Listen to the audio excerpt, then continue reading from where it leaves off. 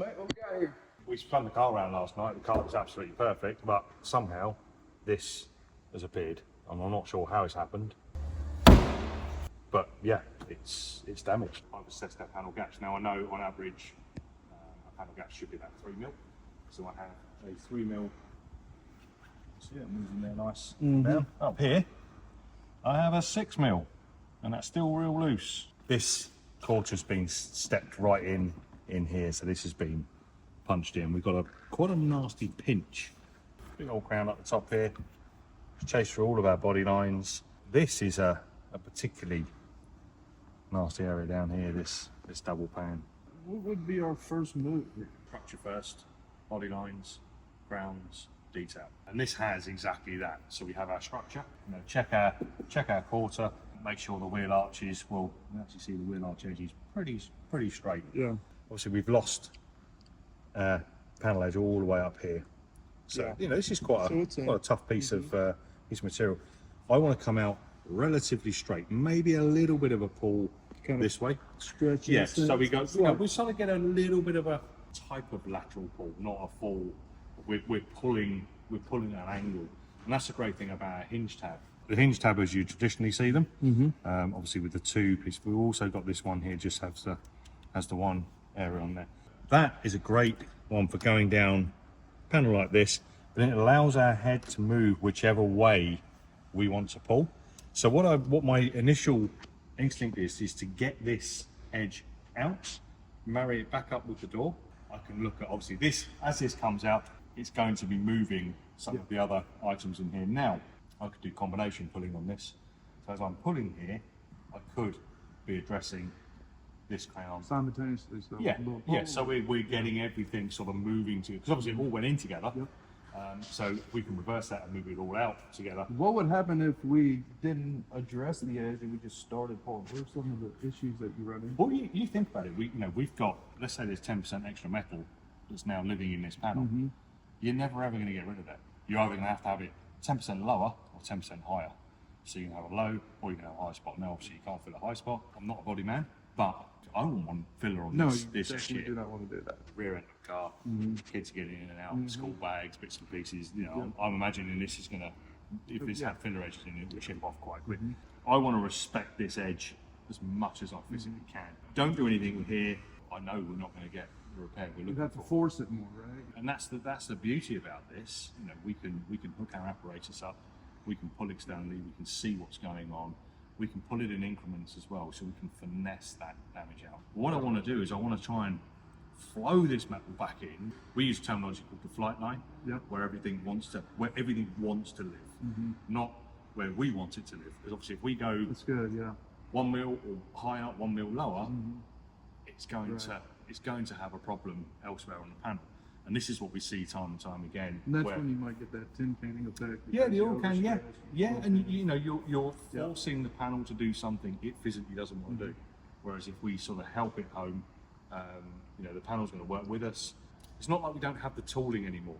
Yeah, we have the tools. We have the tools. Yeah. We might have, 5-minute setup time, but it might save an hour on repair time. Oh yeah. And then, you know, if we stop it, then, like I say, you know, stripping down to get in there to apply eco and stuff like that. So it's always, we've got to look at the entirety of the repair. So zoom in, zoom out. We went through some repairs on the other side, and we realised just how fast that those repairs can be done, but slow. Yeah. You know, you need to think about, analyse, become a little bit slower in your process, and you'll get a much faster result. A faster result will be a cleaner, flatter. What will be 0.01 mil in glaze. Something. Yeah. So, you know, we've overworked it. We've gone to the nth degree. Yeah. We've still put it in filler, but we've gone, you know, super flat in very little time. We've chosen our hinge tab as being the tab of choice to pull this edge.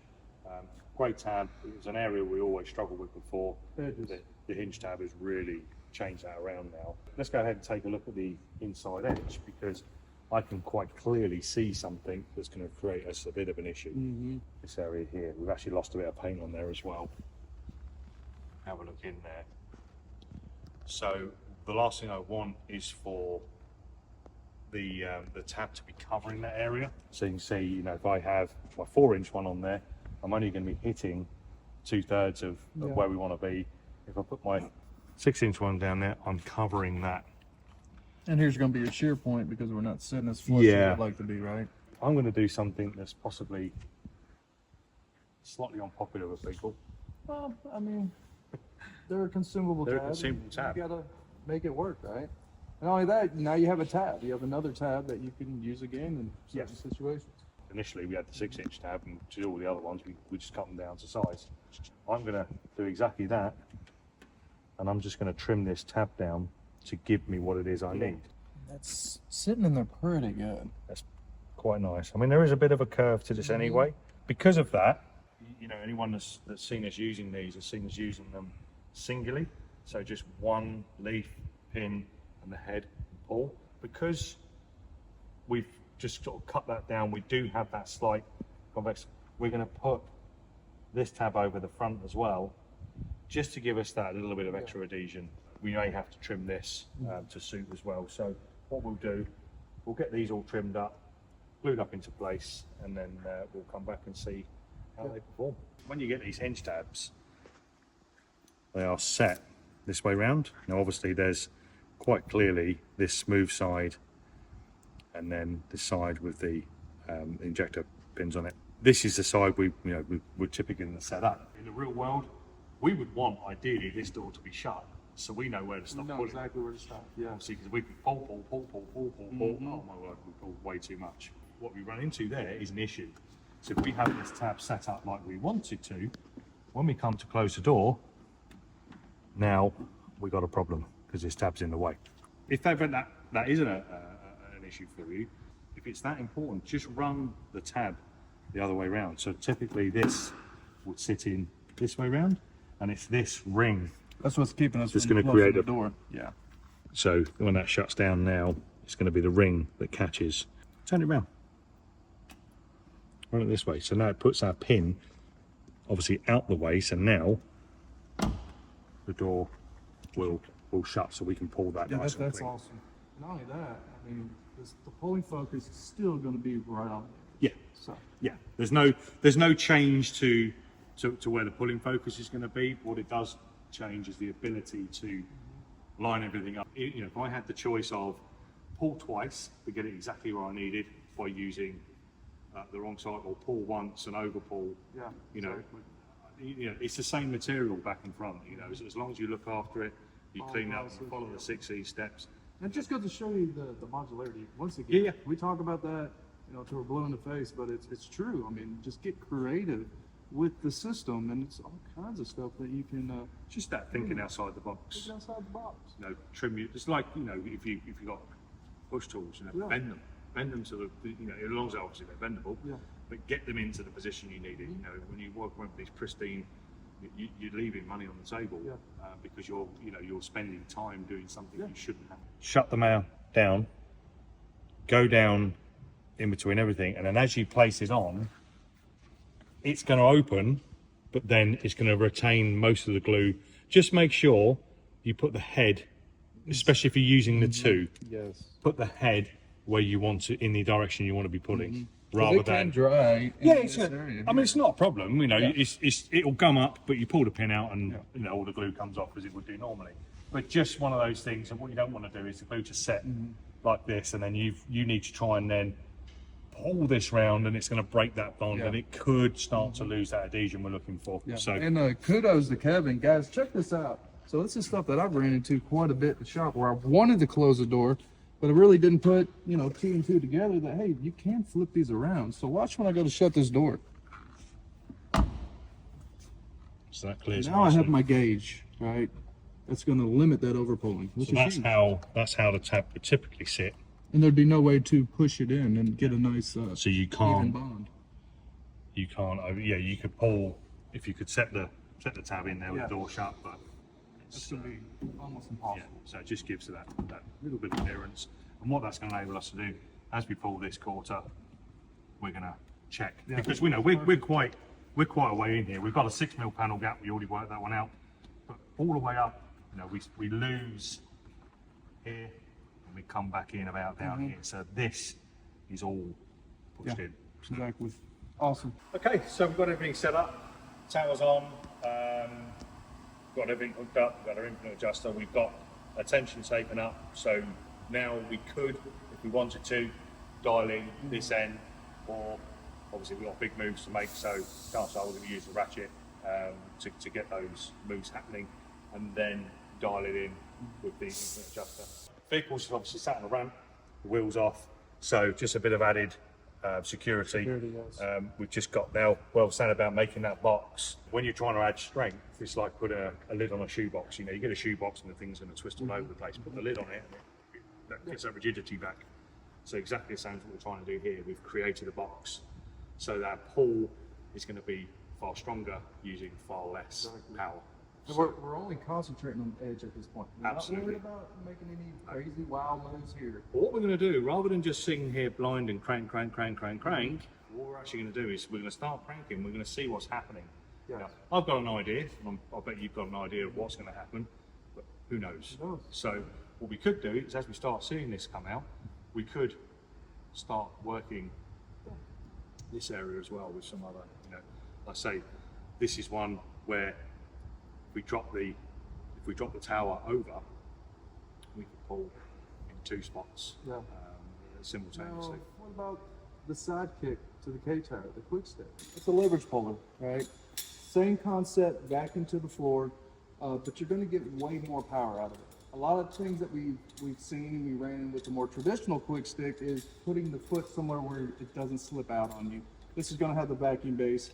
It's going to be a control pole, right? So basically, you don't want to overdo it, but we're just going to use this tool to kind of aid what we already have set up here, right? As another tool to create that metal flow with, you know, using multiple tools. I mean, that's the beauty of it, right, Kev? That's it, absolutely. I mean, going back to what you said there, you know, typically with the foot on the it would be up against the tyre. Yeah, and it kind of. So you'd be pulling at this angle where you're already past your pivot point, so you're starting to lose. And also, again, you're doing that downward motion, which is what we don't want. Where this one, we can set up wherever we want. We could come behind this tower. We could be pulling out here. Yeah, so, you know, because obviously this is going to be in the way. Or we could put this further back and put, you know, put our quick stick in front. Yeah. But it's still going to have the same adjustment right here. What's really cool about this is, say we have a rocker panel that's got a smash, someone hit a curve. We could slide this up onto the car, suction it to the floor, of course, slide our saddle, hook up our centipede with adapter, and get a nice straight down pull as well. So once again, the modularity, being creative, thinking outside the box, and that's where you're going to get the most bang for your buck out of these tools. Let's get to pulling.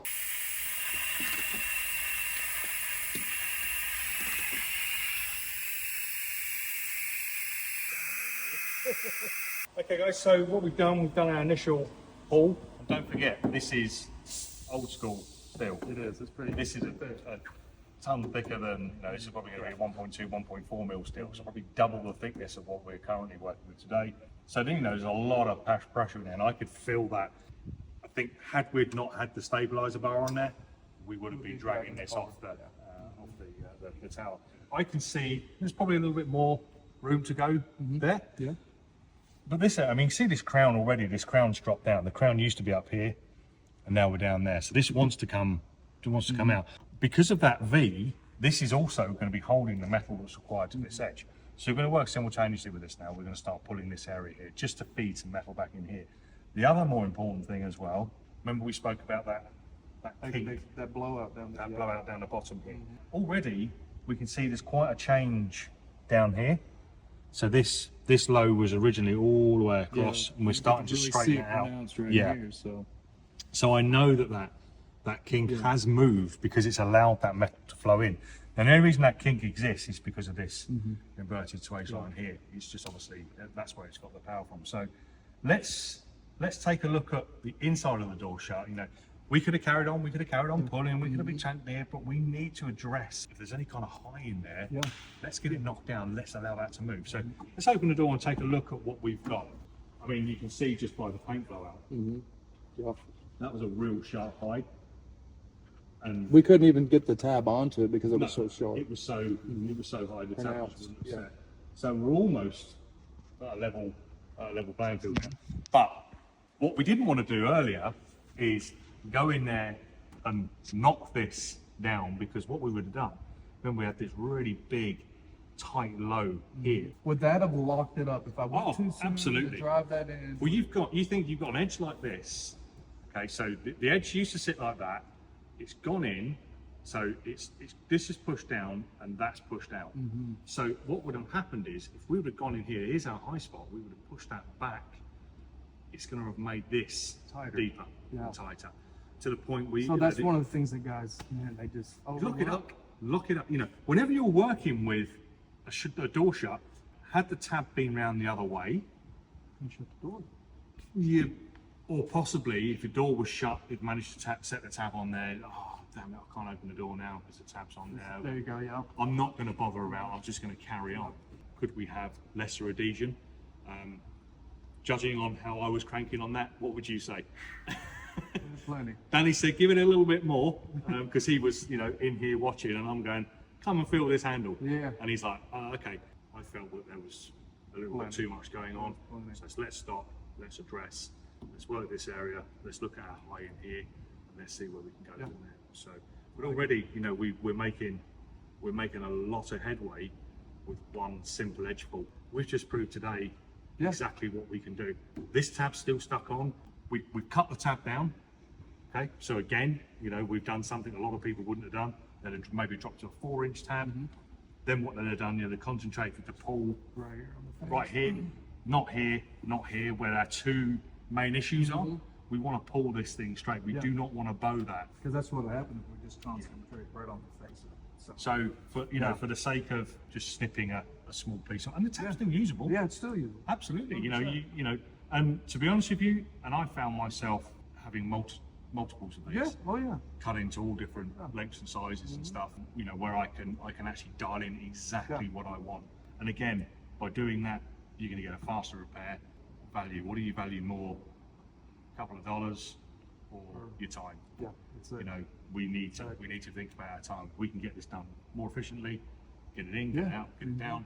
It's going to make us more money. We're going to be better off. That's right. So so what we'll do, we'll go ahead and address this, and then we'll take a look at this area here.